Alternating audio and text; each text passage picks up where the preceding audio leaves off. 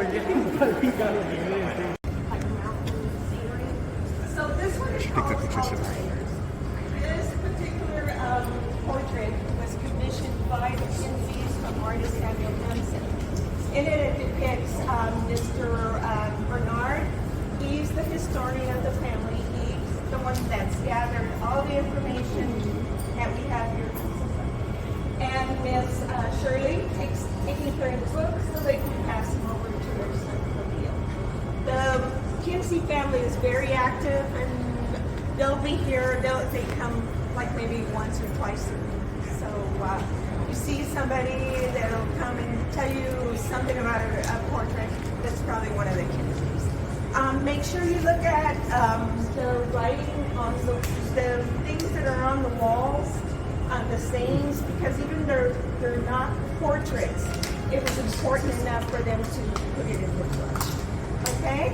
Anyways, is about early mastery, early genius. These are a lot of names that you may not have known that were kind of buried in history, and but they deserve their day in the light because they were exhibiting genius at an early time, at a time when black people were oppressed, enslaved, and not given the rights that they rightfully deserved. So I want to start with this first section. We have a book of poetry by Phyllis Wheatley. She's the first black woman to publish a book of poetry in history. And she was captured from Gambia, and she was captured by a family, by the Wheatleys, and she was brought over from Gambia on a ship that was called Phyllis. So that's where she got that name, but obviously she had a rich history before the time she was captured.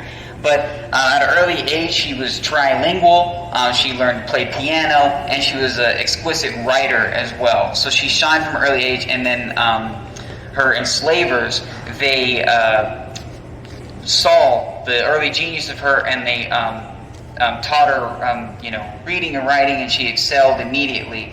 And then later on, she was once again published the first book of poetry by a black woman. We also have an almanac by Benjamin Bennicker right over here, and this almanac was the leader for farmers, even white farmers at the day, in order to make sure that they were growing their crops to the utmost harvest. And this Benjamin Bennicker, at a time when people thought that black people were inferior intellectually as well, this in himself was proof. He was speaking with Andrew Jackson, the president at the time, and he said, well, how could you view me? Just read my almanac and tell me that we are inferior intellectually as a people. And Andrew Jackson was so blown away, he brought that almanac, sent it to France, sent it to England as proof to saying that black people are not intellectually inferior. And finally, we have a manifesto by Vincente Guerrero. He was the second president of Mexico, and he had black ancestry. And in his second year of presidency, he abolished slavery in Mexico. So it touches everything. Black history touches everything, not just what we consider now the United States, but everywhere in the Americas. So we're going to continue. I'm just going to touch quickly upon this. Bernard Kinsey, he worked for the, I believe it was Yellowstone National Park for a little bit. So he really likes these kind of landscape photos, portraits right here. So this is just an example of that right here. Soldiers were all black regiment, and they were one of the most decorated regiments in all of U.S. history. And that was a group of black soldiers who didn't even experience the same rights that other white soldiers had, yet they were still able to accomplish so much more than what they were given.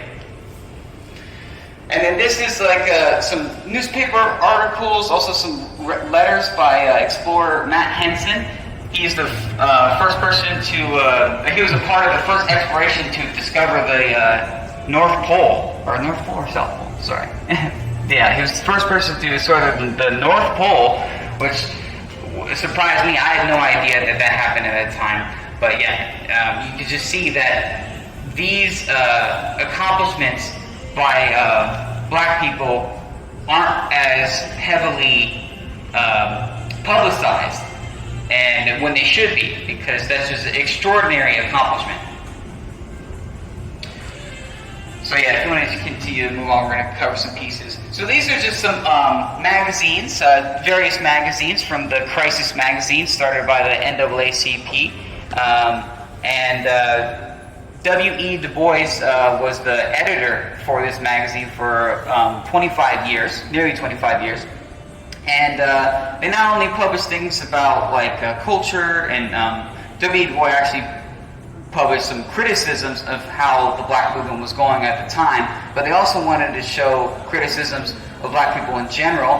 So they actually released a full-page article about how lynching was affecting black people in the United States, and they published numbers to put a concrete stamp on it to show people the epidemic that it was, the massacre that it was.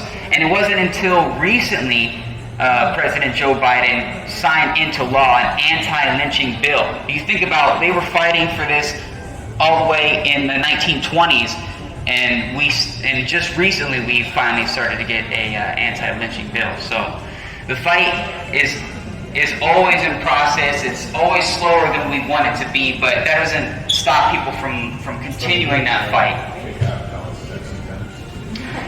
So now we're going more into like the birth, what this section calls like the birth of an aesthetic. So like we get more towards like the Harlem Renaissance and how artists were starting to fight for more rights and express themselves, and not really ride the coattails of white like historians, white artists, white classics, and starting to develop their own style. This portrait here is by William Toliver. It's one of my favorites. The story of William Toliver is pretty amazing too.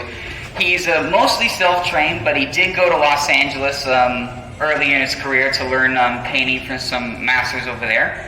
However, when he went to Louisiana, it wasn't until his wife took his paintings to a local like a museum curator, and decided to sell them at his museum, and they sold out immediately. So it kind of goes to the old adage that behind every good man there's an even better woman, and that just is prevalent throughout history. Like Anna Murray, who was the wife of Frederick Douglass. A lot of people don't remember Anna Murray, but she was actually the one who helped Frederick Douglass get free and earn his freedom, and also worked in order to support Frederick Douglass and their family before he became a successful orator. So.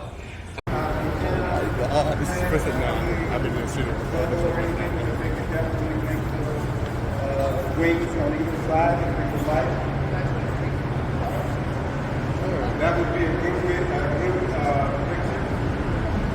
Take just go stand on the here, right?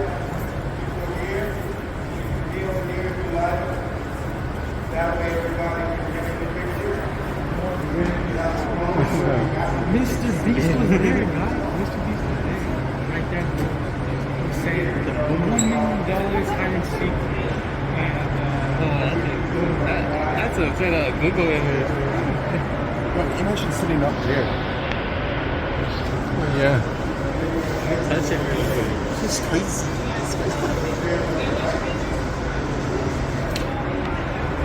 Touch your feet real good.